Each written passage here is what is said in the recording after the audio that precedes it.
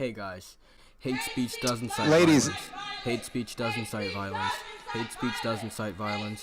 Hate speech does incite violence here. We're back talking about this again because us as a society, we have this really bad personality trait called not learning. First it was Ghostbusters, then it was Captain Marvel. I do not need a 40-year-old white dude to tell me what didn't work for him about A Wrinkle in Time. It wasn't made for him. And now we've got Batwoman. And judging from the the incredibly awful like to dislike ratio, the comments, which are full of memes and hatred, and the incredible amount of backlash that this trailer got online, I can only assume the kind of treat that we're in here for.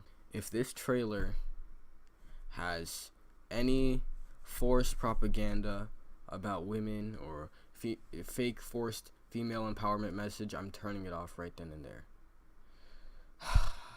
I don't. Let's just get into this, guys.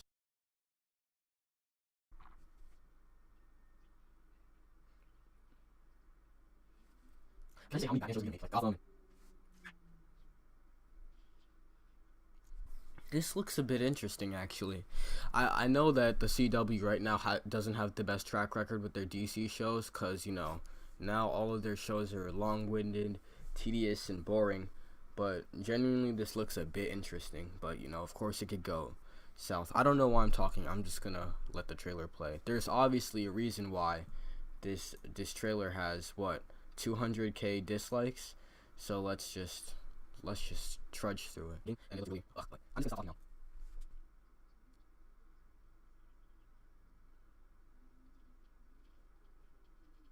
now. Alright, you see, I told you I'm gonna stop talking, but I just have to say this.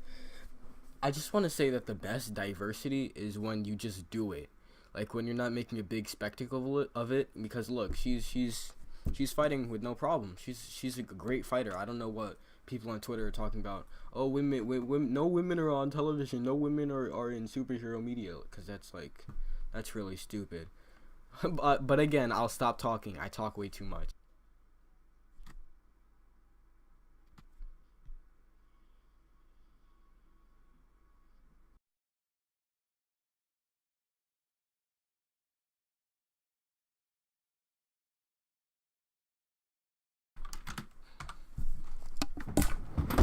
Alright, look here, guys. This is the problem with this generation. This is the problem. This is the problem. Alright. I know this argument has been brought up so many times before, but just think about it. What if a man said that? What if the tables were turned and a man said that? That's just one thing. Two, what did she say? The suit will be perfection once it fits a woman. Like I said before, we get it. Look, I'm not saying women belong in the kitchen. I'm not saying women don't have any rights. If you want more women in media, in television and superheroes, that's completely great. That's fine. I have absolutely no problem with that, and I'm pretty sure no one else will have a problem with it either. Look at the MCU. We've got so many great female fighters: Mantis, Gamora, Black Widow, Captain Marvel, all of them. The problem here is they won't shut up about it. When you force this narrative down our throats, women are the best. All men suck. This suit will be perfect because a woman is in it.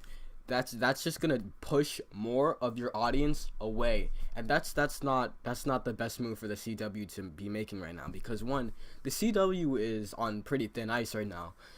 Some of their best DC shows right now are completely long-winded, tedious, boring. DC is not doing that hot either. Yeah, they had a few decent movies, but the rest of their recent movies have been complete garbage. So when you pull something like this, where you try to take this risky message, especially when you don't have the best track record of making quality content in the past, it's not gonna work out for you. Really, the only three major audiences that are going to be looking forward to this show are online critics, women, and comic book fans. And comic book fans, of course, they know this character. they have no problem with the character. That's why they're watching the show. They get it. She's a woman. She fights. They treat her like anybody else. But when you keep forcing this narrative down our throats, she's a woman. She's a woman. Women can fight too. It's just pushing away the audience that's already there, and that's not what they need right now. Because honestly, their shows are struggling. Their shows are struggling right now.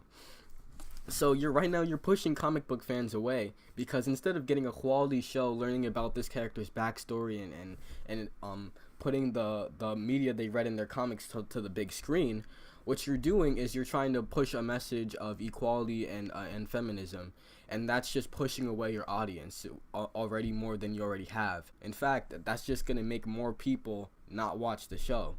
It blows my mind. It does. Do they not think? Because when people get upset about this stuff, why do you think we're getting upset? Like Battlefield 5, we're not upset because a woman's on the cover. We're upset because you're altering history in favor of feminism and all that political stuff. You're using superheroes and comics and stuff like this as a vessel to promote feminism and all these political statements that you want to make. But we get it. Like, if you've seen Endgame, minor spoiler alert, there's a scene where all the female characters come together, and honestly, I had a big smile on my face. I couldn't be happier about it. That scene was in Infinity War as well, and a scene like that on a bigger scale was in Endgame. I love both of those scenes. I thought they were great. I thought they were fantastic. I had no problem with them. But look, the problem we have with Captain Marvel, the problem we have with stuff like that is because it keeps forcing down your throat, women, and she's a woman, she's not a man, she's a woman. Like, we get it, we understand that. You can stop now. We get it. Women exist, other minorities exist. You don't have to keep forcing them down our throats, because when you force diversity, it's not diversity anymore. You're making a big spectacle of it. You're making it look like it's a special event. Like, no, it's not. Just make the Batwoman show. It does not need to be this big political movement, because that's not what it is. All it's going to do is it's going to flop. And I bet you this is just going to be one of those boring shows that's interesting the first 2 episodes, then becomes a chore to watch. So when you combine a mediocre show with forced gender politics, that's just going to be a recipe for disaster. And I can bet you that this show is going to have lower numbers than Arrow, Flash, even Legends of Tomorrow, which absolutely nobody watches that show. So there's 1 minute left in the trailer. We'll watch a little bit more of it.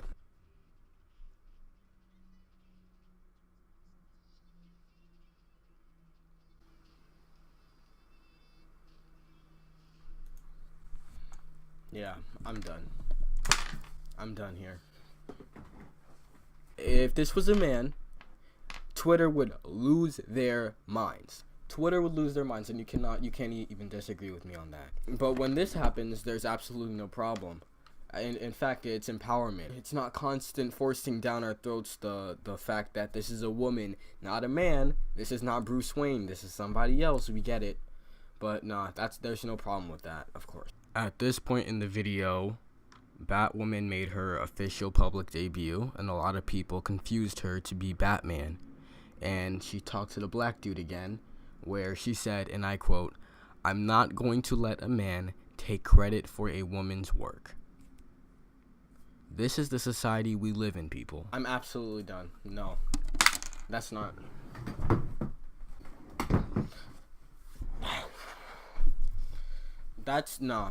That's genuinely going to piss me off.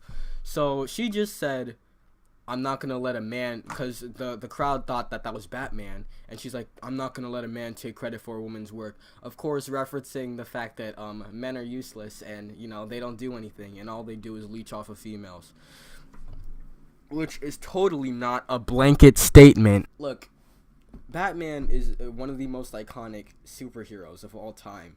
And of course, if he exists in this universe, and there's someone that looks exactly like him, but a female, we're gonna be thinking, "Oh, that's Batman," because of course it's a dark suit. It's late at night. We're not gonna know if it's Batman or Batwoman. So obviously, there's gonna be some confusion there. So instead of being like, "Oh, guys, I'm not Batman. I'm Batwoman," You're gonna be like, "I'm not gonna let a man take credit for a woman's." Another funny thing, if you think about it, Who came first, Batman or Batwoman? So, although you're stepping up to the position of being the next Batman or Batwoman, let me not be a sexist pig. Don't you think that you're coming a little bit too close to, the original? So not only will that start confusion, aren't you a little bit of a copy yourself? That's just some food for thought. This is stuff like this pisses me off, and although every part of me is like, avoid this show like the plague, I'm still probably gonna watch the first episode just to see how many times they're gonna promote this new wave feminism garbage.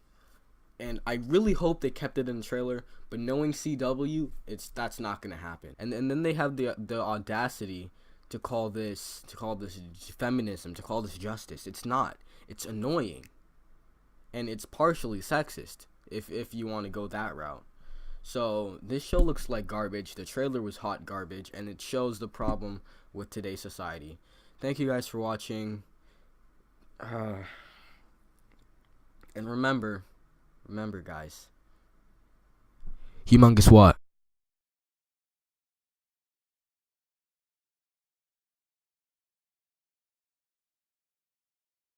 I do not need a 40-year-old white dude to tell me what didn't work for him about A Wrinkle in Time. It wasn't made for him. I want to know what that film meant to women of color, to biracial women, to teen women of color, to teens that are biracial. Hi.